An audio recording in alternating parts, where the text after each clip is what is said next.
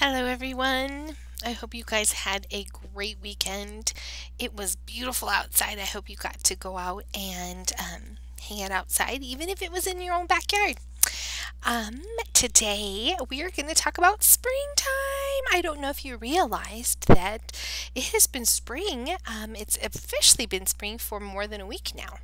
So I thought today we will talk a little bit about what does springtime bring? What does it look like when it comes?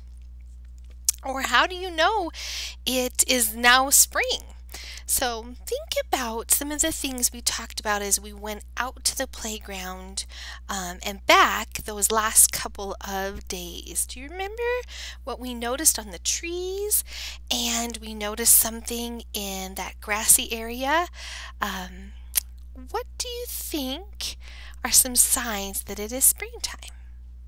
I know. I remember walking by the trees and seeing buds. So I'm going to write buds.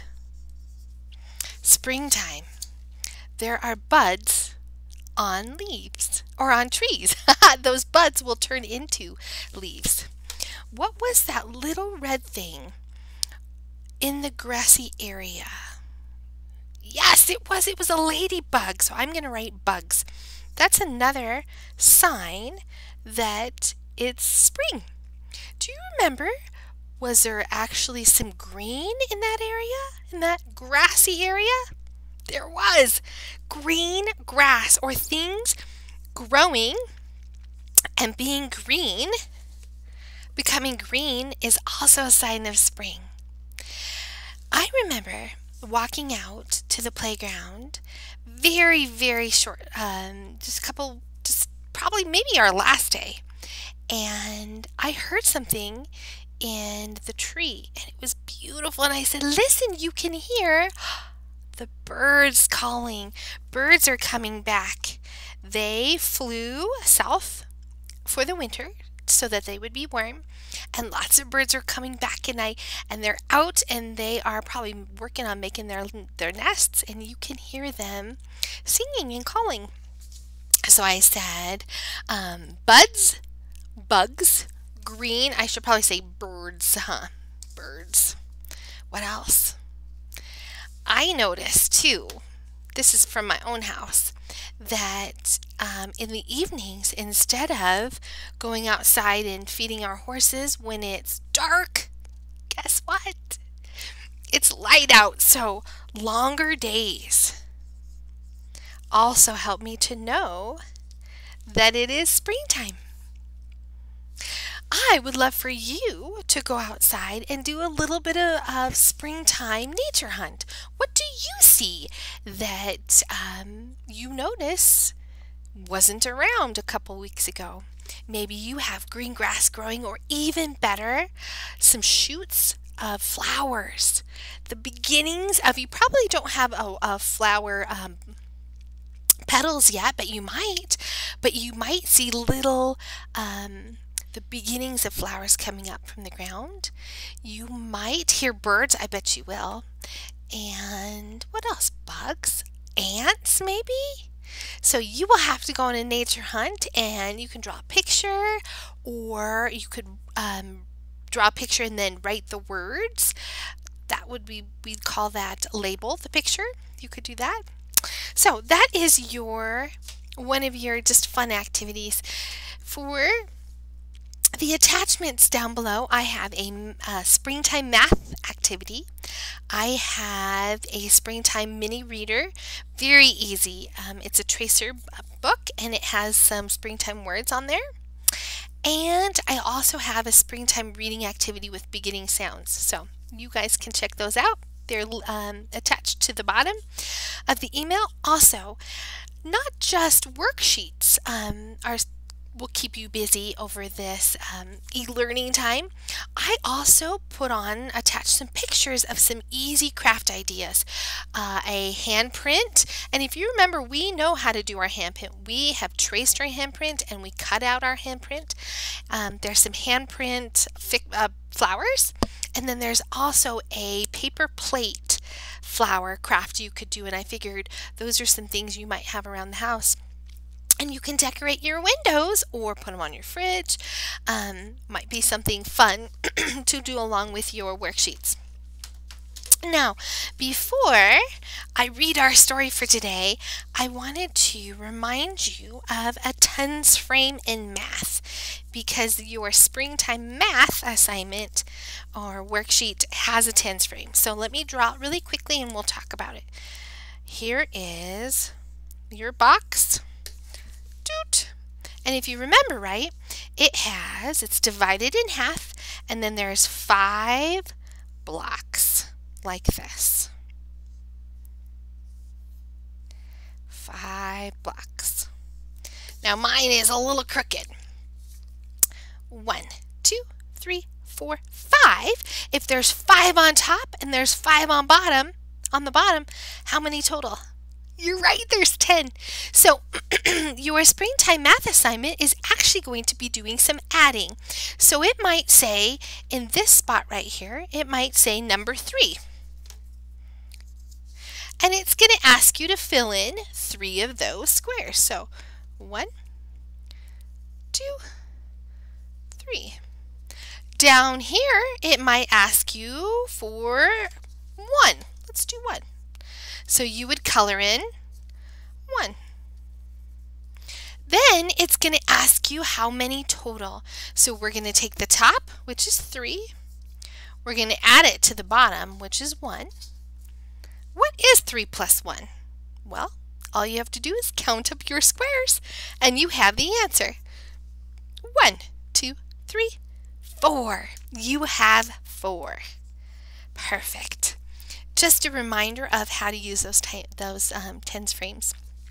All right, kiddos, are you guys ready for story time? Yay! We've been working on our Big Kid book, and what's the difference between a chapter book and your little mini readers? Well, chapter books don't have pictures on every page. Sometimes you have to use your imagination. So, dinosaurs before dark. We just ran across. They've been in the treehouse.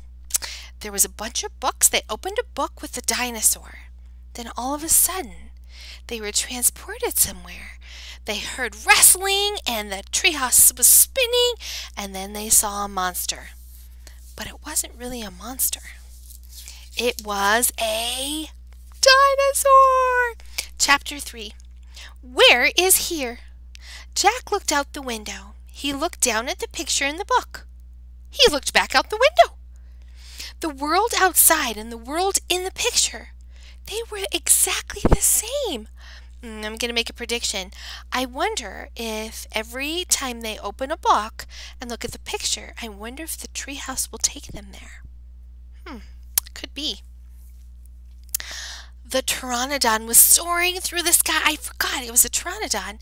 And I was hinting that maybe that might be our last dinosaur in our dinosaur mini unit. The pteranodon was soaring through the sky. The ground was covered with ferns and tall grass. There was a winding stream, a sloping hill, and volcanoes in the distance. "Where are we?" stammered Jack.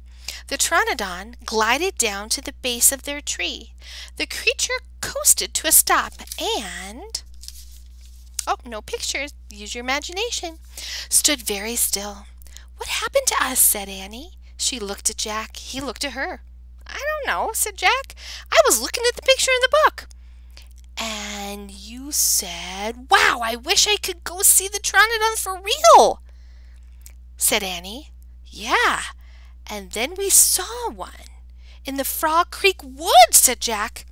"Yeah, and then the wind got loud and the treehouse started to spin," said Annie. "And we landed here," said Jack. "And we landed here," said Annie. "So that means," said Annie. "So that means what?" "Nothing," said Jack. He shook his head. "None of this can be real." Annie looked out the window again. "But he is real," she said. "He's very real." Jack looked out the window with her.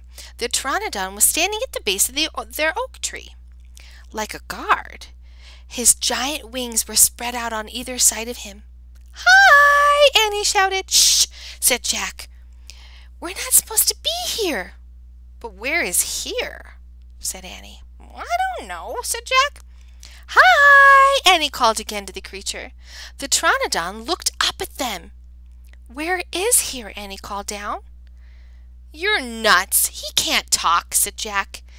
"But maybe the book can tell us." Jack looked down at the picture. He read the words underneath the picture, like the caption. This flying reptile lived in the Cretaceous period. It vanished 65 million years ago. How could they be there? It must have something to do with that treehouse. Here are some pictures. Do you see the Pteranodon? He is very big. And I see Annie climbing down the treehouse. Do you think she's going to go try to talk to him? That would be very brave. Ooh, kind of scary too. No, impossible. They couldn't have landed in a time 65 million years ago. "Jack," said Annie, "he's nice." "Nice?" "Yeah, I can tell. Let's go down and talk to him." "Talk to him?" Annie started down the rope ladder. "Hey!" shouted Jack. But Annie kept going. "Are you crazy?" Jack called. Annie dropped to the ground. She stepped boldly up to the ancient creature. "Oh, Annie, I'm not sure that was a good choice." I'm leaving you on a cliffhanger. It is the end of the chapter. Chapter 4 will be next. And this, I wonder, chapter 4 is called Henry. Do you suppose they talk to the Pteranodon and know his name is Henry? Or maybe is your prediction or your guess that they name that Pteranodon Henry? We'll have to find out. I hope you guys like this lesson. By the way, I hope you are still remembering to fill buckets. It's important to fill buckets at your house just as it was to fill buckets in our classroom. And know that I miss you a lot, and I wish that you are doing well and enjoying your time with your families. I will see you again on Wednesday. Bye.